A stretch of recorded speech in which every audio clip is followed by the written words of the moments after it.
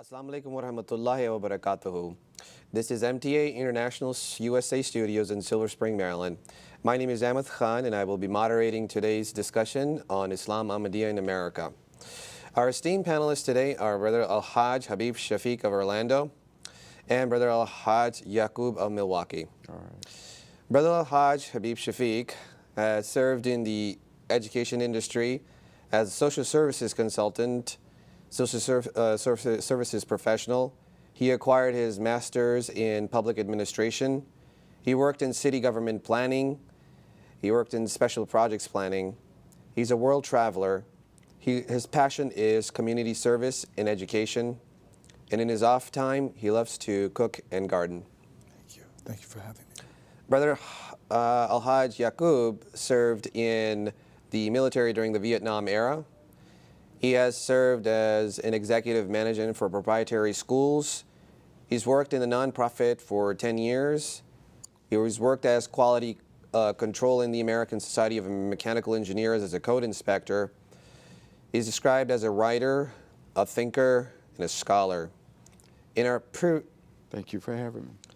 In our previous episode, we examined the decade of the 1990s, and the one thing that came out of that discussion was how, even though our message and every fiber of our community and the objective of our community was still the same, and we were following the guiding light of khilafat, the one thing that became very apparent of the technological resources that were given to us for the propagation of our message, and it started to expediently enhance and further our message in the United States and even abroad due to the presence of the internet and also television. But in this next episode, in this current episode, we will be discussing the current times in our decade of the 2000s and all the way up to now, and how further technologies and ideas also help to shape and increase or enhance the propagation of our message, but also facing some very challenging situations that will test how we utilize that part of what we have learned in the past. So with that, I would like to kind of set the conversation for a bit. The country itself, the United States, suffered a very tragic event during September 11th, 2001, yes, where there were a huge terrorist incident that had killed a score of innocent civilians within the United States of America.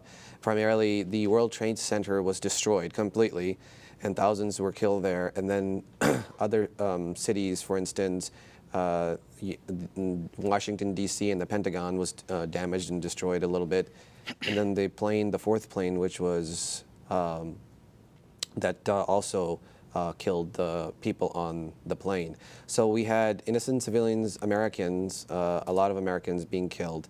And that kind of reverberated into something ugly that we had never seen before. And I just want to first ask the question before I even go further. Brother Habeeb, what did Ahmadiyya Muslim Community USA do in response to this tragic event? First and foremost, we sympathized with the loss of life and families. Secondly, we unequivocally and unapologetically denounced this dastardly act and acts subsequently like it. In addition, our fourth Khalifa, his book, Murder in the Name of Allah, it became a wonderful tool in which we were able to utilize with our friends, with our neighbors, to clarify the difference between true Islam and extremism. So first and foremost, it was, of course, the victims. And then secondly, we began to clarify and unequivocally denounce this particular act as not a part of Islam. Because we didn't want to just make it look like we're just defending our faith and we're not caring about the loss of the people or the tragic incident of itself. We clarified that we do care as human beings. That particular act did not care what color, what nationality. Some of every ethnicity existed in that building at that time. We also wanted to make this clear that we absolutely opposed the act, and we also oppose something else, and that is the whole notion that somehow this is Islam.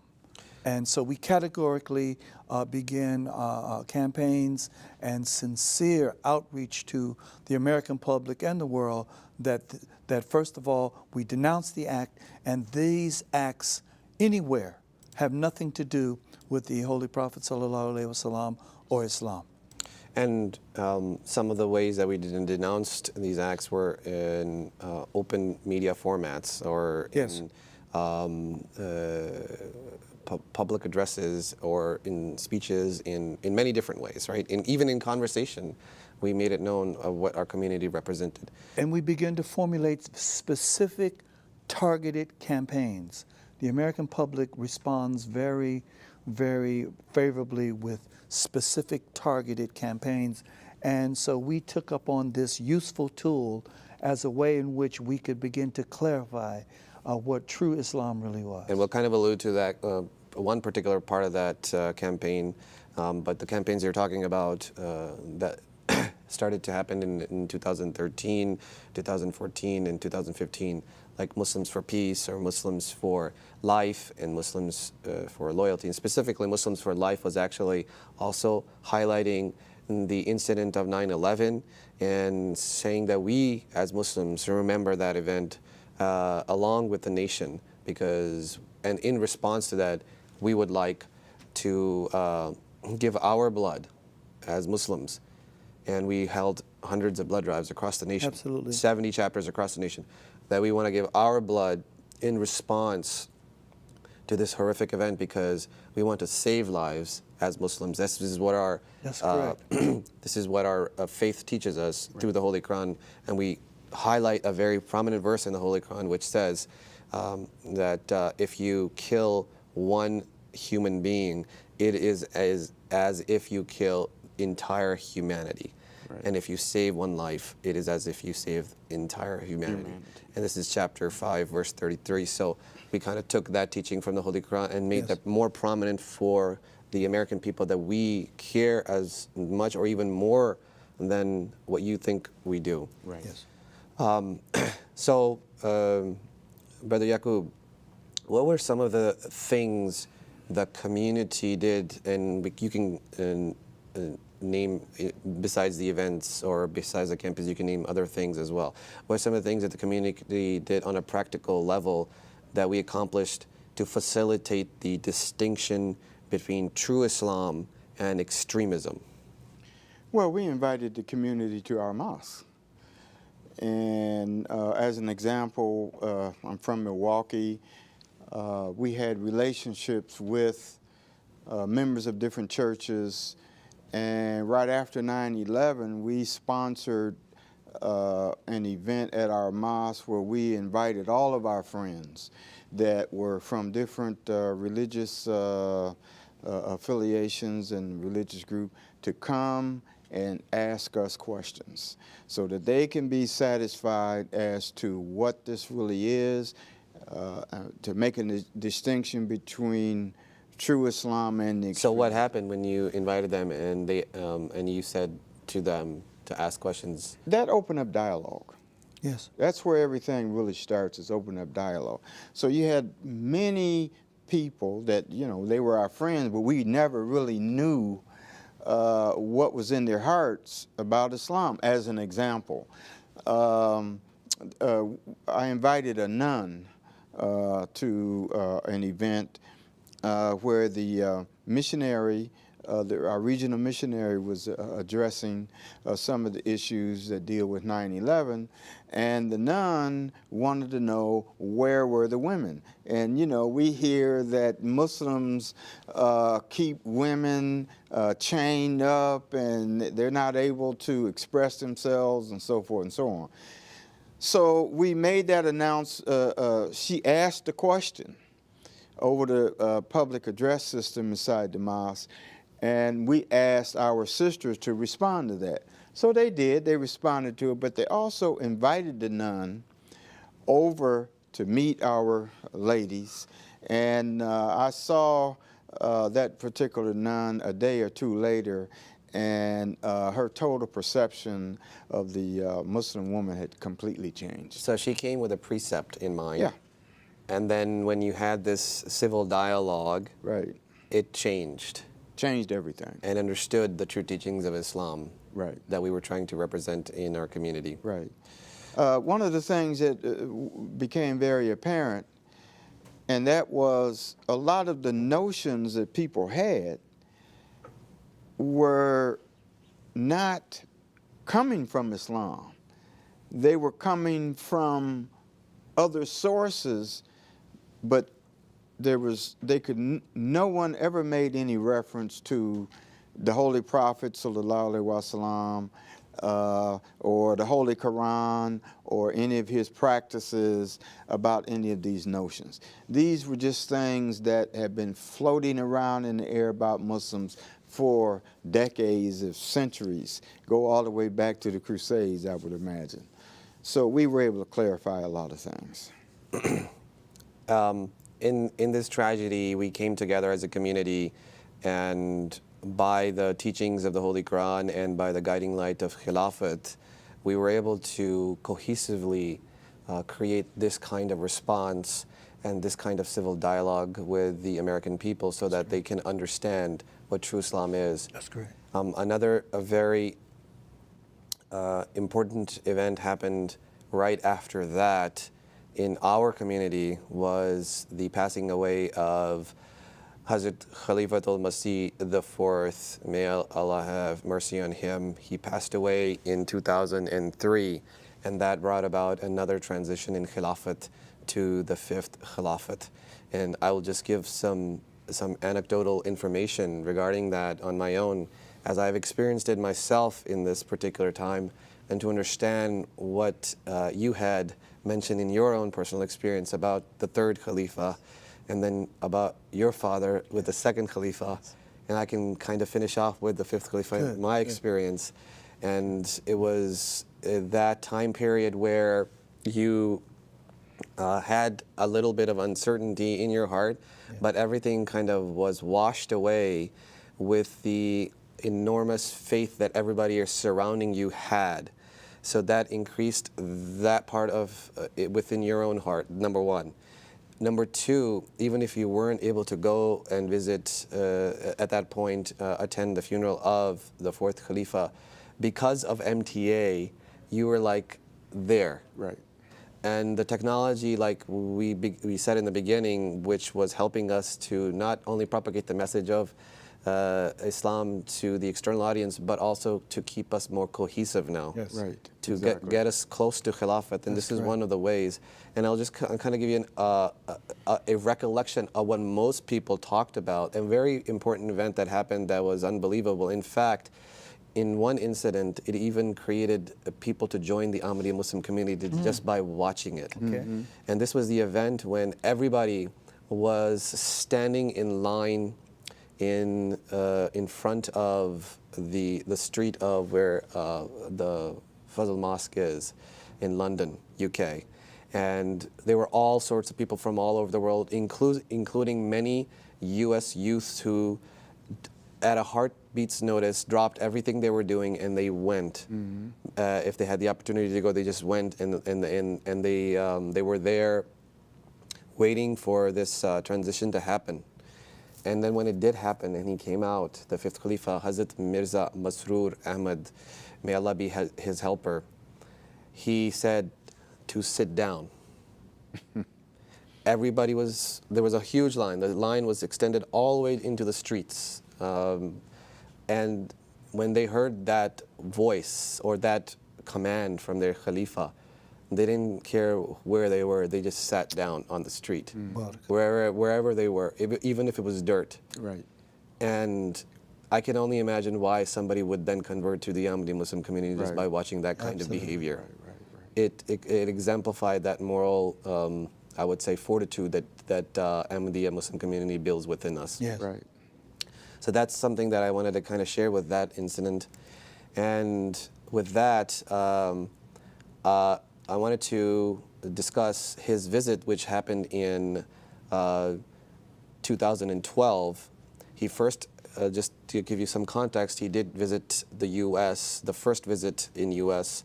on as a fifth Khalifa, may Allah be his helper, in 2008, which was a shorter visit. But then he later on visited again in 2012. This was a longer tour, so he was able to do much more broad travel. He visited the Midwest and he visited the East Coast. But the very most prominent part of his tour was the address that he gave U.S. Capitol Hill, Yes. or the 30 U.S. Congress members and other society elites and scholars as well who were there as well to listen to his address of peace. And just kind of highlight what that was like. There's a quotation from that speech that he did and this was on June 27, 2012, and the title of, in Washington, D.C., and the title of his address was "The Path to Peace, Just Relations Between Nations." And it kind of comes full circle from the second Khalifa's message in 1932 when Sir Zafrullah Khan had given that in the World Conference. And now he is giving this directly to the U.S. Congress in person. And he says, "The truth is that peace and justice are inseparable. You cannot have one without the other. Yet, in general, there is little doubt that restlessness and anxiety is increasing in the world, and so disorder is spreading. This clearly proves that somewhere along the line, the requirements of justice are not being fulfilled." So the Khalifa, the fifth Khalifa, Hazrat Mirza Masroor Ahmad, and then the second Khalifa, Hazrat Mirza Bashir ad-Din Mahmud Ahmad, may Allah be pleased with him, coming along on the same line, the constancy of the message being the same, and addressing the same audience, the world, and not just the members of his community, and the message being the same, peace and truth and justice. So with that, I just want to kind of lead into the next question, Brother Yaqub, and this kind of reflects the loyalty part of what Islam teaches. How did the Muslim for Loyalty campaign help to explain the American people that Islam is about loyalty to one's nation? Well, the Muslim for Loyalty campaign drew the attention of the American public to the American Constitution. And it dissected that Constitution and matched it with the principles or the teachings of the Holy Quran. So if anyone wanted to, Americans wanted to, they can look at the Holy Quran or look at the Constitution, and side by side to that, they will find the teachings of the Holy Quran. And we could point to the fact that there's no contradiction between the United States Constitution and the Holy Quran, which is the basis of our belief. So if we're going to be loyal to either the Holy Quran or loyal to our country, there is no contradiction between the two, and we can do that with a smile, actually. So as a person with military background, can you understand that there is no contradiction? There's no contradiction, none whatsoever. As a matter of fact, there were more Muslims who joined the military after 9/11 in America. My grandson was one of them. Because they wanted to demonstrate their loyalty. Loyalty is a very strong urge within human beings, particularly Muslims. And I was kind of alerted to that fact as well when I saw my cousin, who is a son of a missionary, Maulana Server of the Northwest region right now. His younger son joined the military and he went to the Navy. He visited Iraq in his first tour. So I was inspired just by him, making that decision to do that, serving his country. So it just said, it spoke volumes that there is no contradiction. Brother Yaqub, I just want to kind of highlight the technological part of what I was talking about, how it's enhancing our ability to effectively propagate the message. Do you think the campaigns that we did, all of these, including Muslims for Loyalty, were enhanced by technology like social media? Oh, definitely, definitely. I think what social media allows us to do is to get the message out quickly and spread over a wide range of people, distances, countries, everything like that. So there is nothing to bar us from delivering the messages that we want, what we need to say about our own selves as the Ahmadiyya Muslim community. It challenged, you know, in one way it's like a double-edged sword though. It allowed us to enhance our message, but at the same time, another industry propped up after 9/11, and I was going to alert to that, which is kind of on the same page as extremism. Right. It was the Islamophobia industry. In fact, the terminology was coined in 2002, 1 year after the September 11 attacks, and it was enhanced by social media as well. Right. So two fronts, head to head. Now, our message versus their message. How is our community, Brother Habeeb, able to handle this challenging situation in our time against Islam? Admirably, because we are on the side of the Mahdi, who is the general of this age, and he has said that the jihad of this age is with words and with the pen. So I have no doubt that if our Holy Messiah, alayhi salam, if he was alive today, he would be utilizing all aspects of words. And so even though this Islamophobia and other aspects and the double-edged sword that you mentioned with respect to social media is a phenomenon, we are not at all deterred or do we fear this kind of phenomena, because we are on the side of the Messiah who was meant to come to spread Islam with the word. So as long as words are used, whether they're on print, whether they're electronic, whether they're 144 characters, it doesn't matter. As long as we remain authentic to the message of true Islam, we are on this side of victory. And Brother Habeeb, with you just answering that beautifully, can you further, and I want both of you to answer this question, which is, can you give us the advice for the future of what we should be, as Ahmadi Muslims should be, and for the youth especially, to be looking for, and to how to be a Ahmadi Muslim and effectively do what we have talked about over the last 80 or 90 years that Ahmadi Muslim community has been. How can we make that message even more effective for the future so that we can continue with that same constancy of the message? And I'm sure the main point of that would be khilafat, but you can speak in your own experience and words just to It's not, yes, it's, the message is just in books.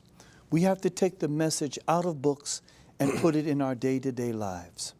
And what, starting with all of us, what our youth going forward and us, what we have to do is, first of all, we have to believe in this message, be authentic to this message, practice this message.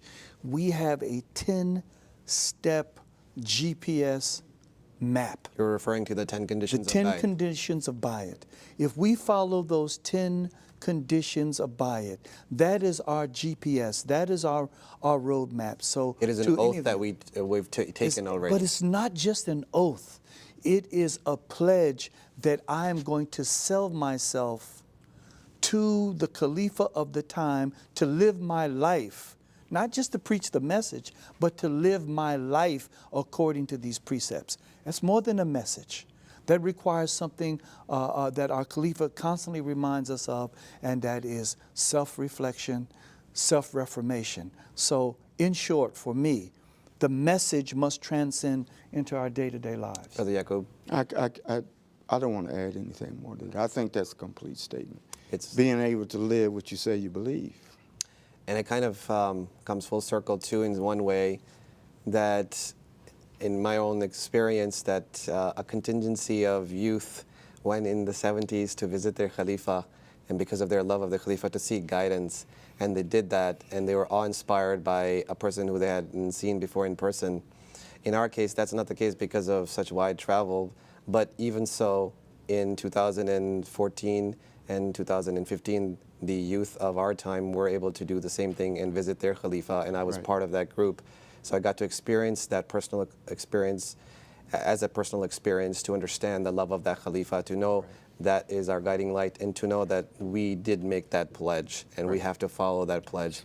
So for the future, I would say that that's what we have to concentrate on, so that the effectiveness of our message and the propensity of the message does not get That is correct. does not get altered anyway, and it has that quality that we were talking about, and it stays with us as a community, and we can grow ever further with that. Absolutely. So you can find all of this information on www.alislam.org/sunrise, or you can go to www.muslimsunrise.com. Thank you for joining us. This is NTA International USA Studios, Silver Spring, Maryland, on Islam Ahmadiyya in America. Jazakallah. Assalamu alaikum.